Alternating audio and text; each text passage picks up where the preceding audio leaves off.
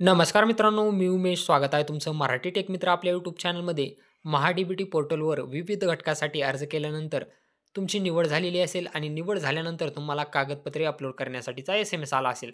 SMS आल्यानंतर शेतकऱ्यांच्या मनामध्ये एकच प्रश्न निर्माण होत आहे, की डॉक्युमेंट्स अपलोड करत असताना त्यामध्ये शेतकऱ्यांना वनपट्टा धारक प्रमाणपत्र अपलोड करण्यासाठी सांगितले जात आहे. आता हे वनपट्टा धारक प्रमाणपत्र काय असते?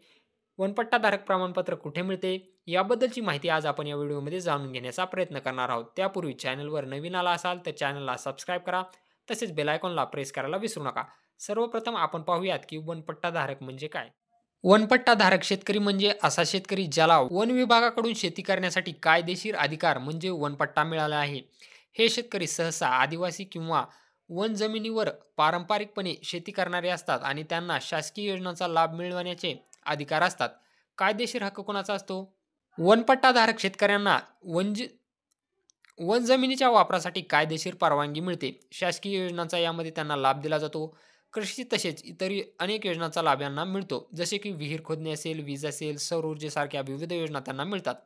यामध्ये प्रामुख्याने आदिम जमातीतील किंवा महिला शेतकऱ्यांचा समावेश असल्यास त्यांना प्राधान्य दिले जाते.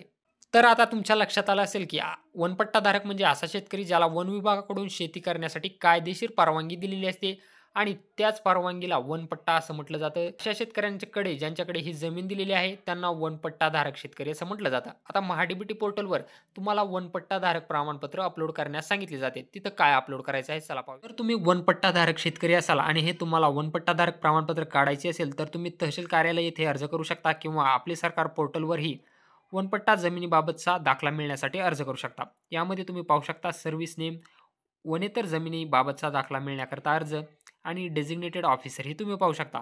प्रमाणपत्र तुम्हाला अर्ज दाखल केल्यापासून 45 दिवसाच्या आतमध्ये दिलं जातं. आता हे प्रमाणपत्र ज्यांच्याकडे आहे त्यांनाच अपलोड करायचं आहे आणि ज्यांच्याकडे नाही त्यांनी अपलोड नाही केलं तरी चालेल. कसं? चला तर पाहू शकता तुम्ही टिप ज्यासमोर स्टार मार्क म्हणून चिन्हांकित केली आहे, असे सर्व अनिवार्य कागदपत्रे अपलोड करायची आहेत. म्हणजे ज्या तुम्हाला इथं पाहू शकता बँक खाते पासबुकच्या समोर स्टार मार्क दिसत आहे. ज्याच्या समोर स्टार मार्क असेल तीच कंपल्सरी फील्ड आहे, तेच तुम्हाला अपलोड करायचं आहे.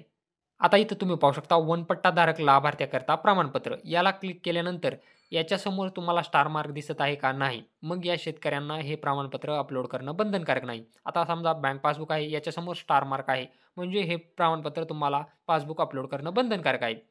तर अशाच प्रकारे वनपट्टाधारक प्रमाणपत्र ज्यांना अनिवार्य आहे त्यांनाच अपलोड करायचं आहे. इथं तुम्ही पाहू शकता पट्टाधारक लाभार्थ्याकरता प्रमाणपत्र यासमोर तुम्हाला स्टार मार्क दिसत नाही. ज्यांना स्टार मार्क दिसत आहे त्यांनाच अपलोड करायचं आहे. ज्यांना स्टार मार्क दिसत नाही अशांनी अपलोड करण्याची आवश्यकता नाही. तुमच्या लक्षात आले असेल की हे प्रमाणपत्र कोणाला अपलोड करायचं आहे आणि कोणाला अपलोड करायचं नाही. व्हिडिओ आवडला असेल तर चॅनलला नक्की सबस्क्राईब करा आणि बेल आयकॉनला प्रेस करायला विसरू नका.